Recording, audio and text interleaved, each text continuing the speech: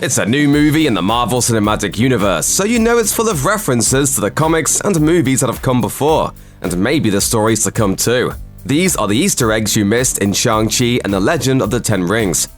Writer-director Destin Daniel Cretton has gone on record saying Shang-Chi is set after the so-called blip, when all of the victims of Thanos' snap have returned after 5 long years away.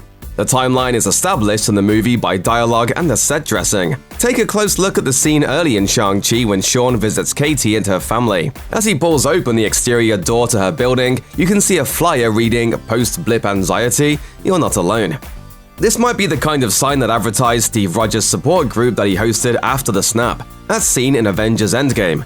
Of course, that scene took place before everyone's return, and Steve ultimately was giving advice that he may have ended up regretting. You gotta move on.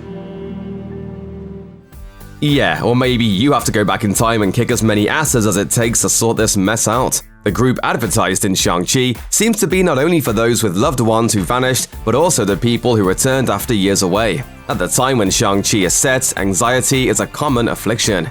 Now that androids, aliens, and wizards are commonplace, how can a normal person feel like anything other than an ant, hoping to not get squashed? Ant-Man.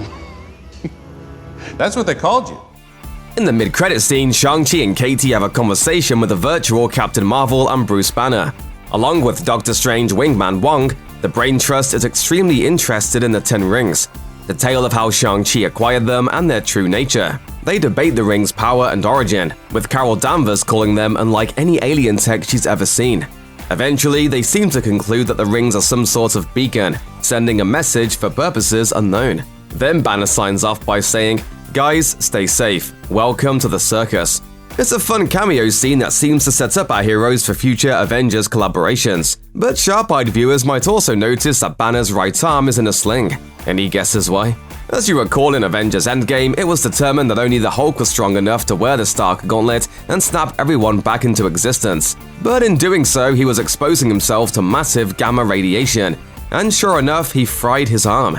In a 2019 interview with comicbook.com, Endgame director Joe Russo said the damage is permanent. According to him, he's lost an arm, that's not coming back, he's damaged himself, it's permanent damage, the same way there was permanent damage with Thanos, it's irreversible. So will Bruce Banner spend the rest of his MCU games with his arm in a sling? In a world where Thor can pop in a new eye and Rhodey can become paralyzed from a fractured spinal column, but walk again with help from Stark bionic supports, no injury seems truly permanent. We'll see how long Ruffalo has to keep wearing the sling. But in this, his first Hulk scene since Endgame, it's clear that he's still in a bad way.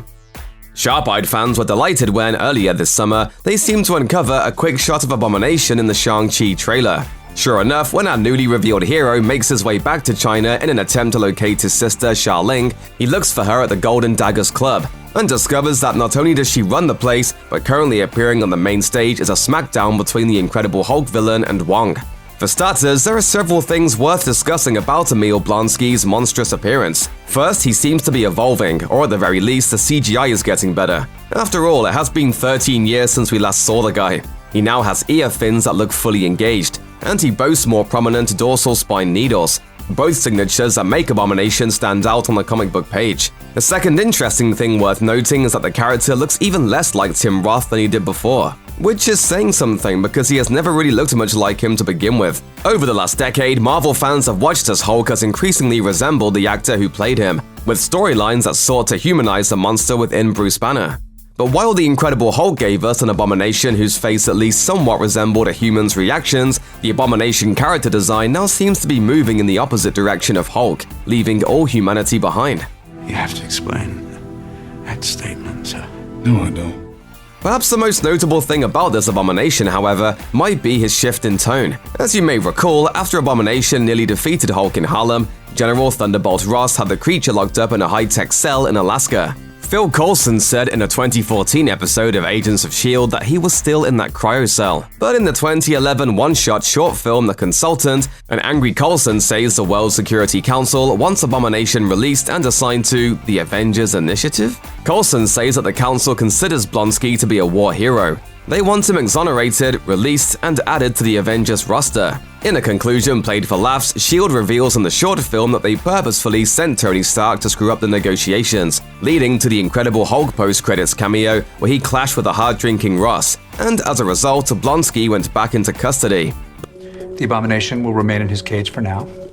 But clearly, Blonsky is not only on the loose post-blip, but he seems to be chummy with Wong, who Shang-Chi reveals to be a major player in the recruitment of new Avengers. Could it be that whatever remnants remain of the World Security Council finally got their way, and Abomination will soon be fighting on the same side as Hulk? Abomination is gearing up to appear more frequently in the Marvel sandbox, including in the upcoming She-Hulk Disney Plus series. How do you feel? Pissed off. I'm ready for round 3. The first real indication to Sean that his reality is about to get very, very expanded is when he and Katie are attacked on a San Francisco bus by several highly trained men, one of them wielding a machete in place of his right forearm. As well-read comic fans will be eager to point out, his name is Razor Fist, and you wouldn't want to try and shake his hand. In the comics, Razor Fist was introduced in 1975 in Master of Kung Fu number 29 as a henchman of the evil Colton Velcro. This villain had a razor-sharp blade on each arm. Not that it helped him much as he died 3 issues later, shot down by Velcro's guards. Of course, no comics mantle, however obscure, is ever laid down for good. Velcro attempted to create more Razor Fists in 1981.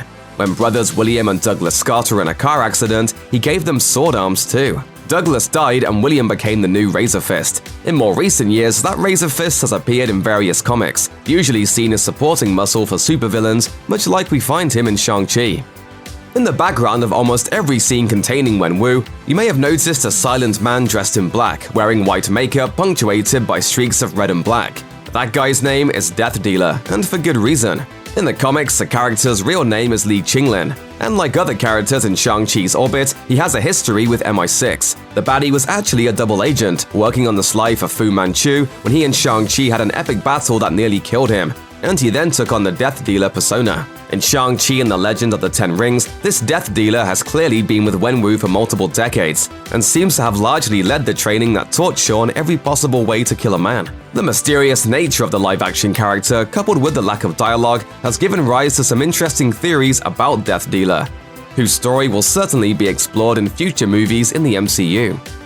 Okay, technically this Easter egg isn't in Shang-Chi and the Legend of the Ten Rings, but you'll likely glimpse it in one of the trailers that plays before the film. In the multiverse-expanding first trailer for Spider-Man No Way Home, Dr. Stephen Strange makes a really bad decision to cast a spell that will make the entire world forget that Peter Parker is Spider-Man. Under normal circumstances, an MCU fan would say, "No way, Wong would never let such an irresponsible thing happen. He's the voice of reason." Great point, but when the cat's away, the mice will play. So while we see Wong in the trailer instructing Strange not to mess with the spell, we also see him in a winter parka, holding 2 suitcases and traveling somewhere that looks like it has old regal structures adorned by columns and domes. Which is when Strange casts his spell on Peter's behalf and all hell breaks loose. Those who have seen Shang-Chi know that Wong pops up multiple times in China, as well as San Francisco. So could either of those be where he's teleporting to in the trailer? Do the events of that scene run concurrent to Shang-Chi? We'll find out soon enough, when Spidey's latest adventure slings itself into theaters. Check out one of our newest videos right here, plus even more Looper videos about Shang-Chi and the Legend of the Ten Rings are coming soon. Subscribe to our YouTube channel and hit the bell so you don't miss a single one.